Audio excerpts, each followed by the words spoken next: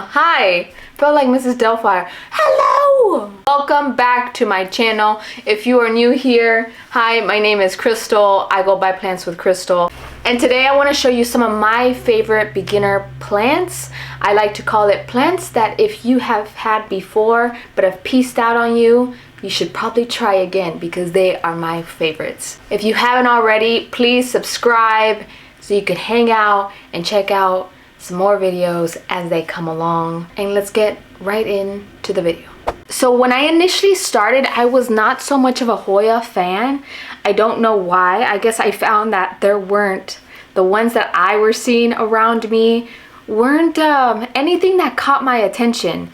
And as more time has passed, I have actually come to realize why they are so amazing. So the first one that I have is a Hoya Crimson Princess. And I did purchase it from a big box store. And when I saw it, I was like, ooh, she is stunning. I love the pinks on the leaves. Now this was a lot smaller when I purchased it, but it just does not stop growing. And I'm not complaining. I'm not complaining. I think you're luscious and you're gorgeous. Keep growing, please. But she is just long and in charge. I definitely recommend this plant, especially if you're a beginner and you want something that's lower maintenance. I find that with this Hoya and with the other Hoyas that I have, they're great if you are an underwaterer. I know to water my Hoya when, well, first off, the pot will get a lot lighter. I just watered it a couple days ago, so it's quite heavy right now. Soil medium is dry. Leaves will start to be a little bendy, then I know that it's time to soak it and really saturate the soil. What I will say is these tendrils are just wild, and so I just leave them be. There's always back and forth on whether you should cut them or not. I say do not cut them. They do tend to grow leaves from them as well. So like this one started off like that. I have some more growing. I just let them twirl around the curtain rod and she is magical. It's just great. I highly recommend. Next one.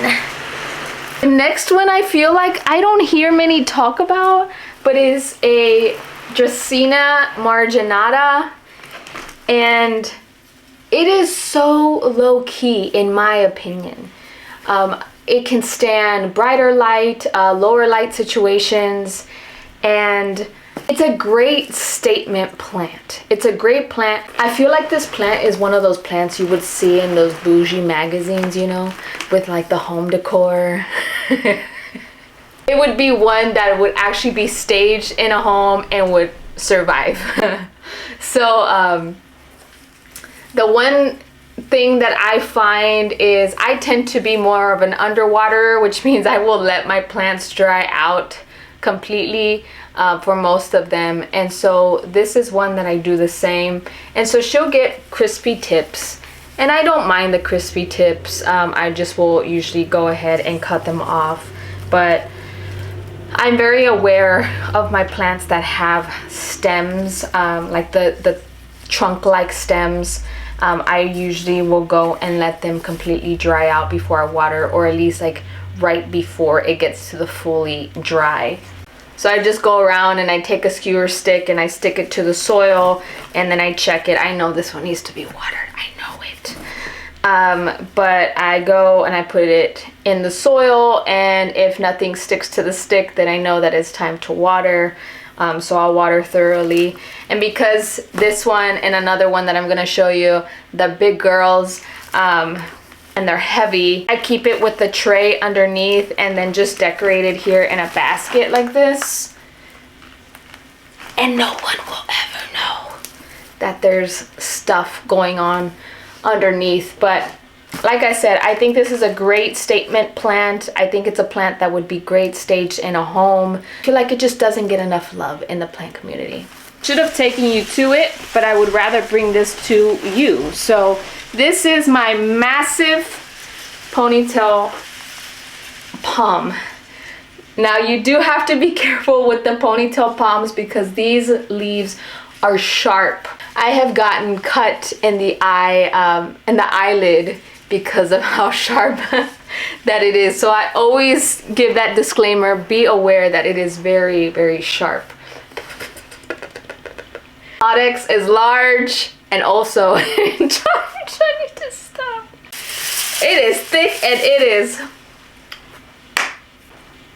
just, I need to like back you up so you could give so you could just see all this lusciousness. Can you see it? Now you might be surprised by the name because it is a ponytail palm, but this is actually part of the agave family and it is considered a succulent. So when you do repot these guys, you would ensure that you have a succulent soil mix. I have not repotted her since I have gotten her. And I would say I did get her pretty large, but she has grown a bunch since I did get her. She's gotten really tall. It's very well draining, so if you have gravel, incorporate, you can do sand as well, but I'm very intimidated to repot because I'm scared of these leaves. Now these do require some great bright light, but they will be okay in some indirect light as well. But if you want them as luscious and big and growing faster, then yes, bright light. But I have her in bright indirect light and she seems to be doing well. The thing about any of your plants that have like these stumps or caudics like this is they do not want to be overwatered. So most times I see that people kill these because they are overwatering them. So I wait till the soil is completely dried out, water thoroughly, and same deal with this one. I know it's time to water when I stick my stick all the way down into the soil. And if no soil sticks to the stick, it is time. And you're gonna get some crisp on the undersides. That is normal. Just peel and keep moving. But definitely one of my faves. You're such a pretty girl. I didn't even show that I love them so much that I have a rescue ponytail palm and another like mid-sized ponytail palms. Big ponytail palm family over here. A baby, a mama, and a grandmother. The next one is a plant that just is not ever going to get old. It's just you can hang it, you can put it down on the ground, you can trail it, you can put it on a pole, you can do whatever you want with it, but it's gonna be beautiful. And this is a heartleaf philodendron. I mean, its leaves are shaped like hearts. Come on. Haven't even had this one for too long. It's been probably a few months now, and it has grown so quickly. It started like right here, and now we're over here. It's probably about 10 feet away from a window, and she's still doing really well. I have this one in, I would say it's a lower light. I do not let it completely dry out. That way it can maintain its perkiness. It's classic. It's like that little black dress that everyone should have, or that black suit, that black outfit, right? That goes for every occasion. That is how I feel about a heartleaf philodendron. The new growth grows with the sheath, and then the caterpillar will fall off. So it's nothing to be worried about. It's just something that happens. So you might find these kind of like on the ground as they die off, or you could just pull them off as it grows. But again, very minimal. It's just, if I want to be just fully transparent, that is just maybe one thing that would annoy somebody about it. Other than that, it's gorgeous. And the last one is just another classic, a Pothos. Now this is my neon Pothos. I think I've had this one for close to 4 years now.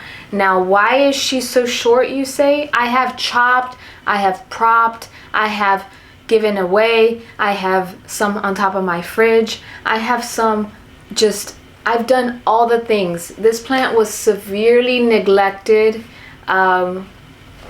with things that happened in my life, a lot of my plants didn't make it during that time, and this is one of those plants that no matter the neglect that I put it through during that time, she is here.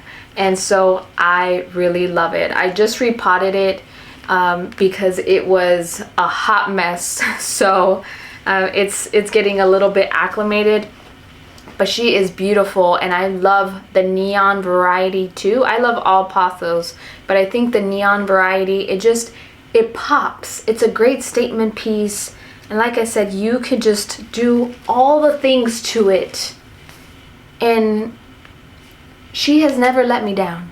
So I am forever grateful to this little neon pothos, and it has its own little variegation. Sometimes you'll come up with little specks of green, or there's one that has the white. I don't know if you could see that, but the white right there, and it's just perfect. So definitely look into a pothos. Now, not every pothos is gonna be as easy. I find like a Cebu blue might be a little bit more tricky, so you might have to figure out what works for you. Put it on top of your fridge. If you know, you know. But like I said, I have had pothos in lower light situations. I have had it in medium light, bright and direct light. I had one in bright light and it burned to a crisp, so I personally wouldn't do bright light. But other than that, they are very hardy and they're just great.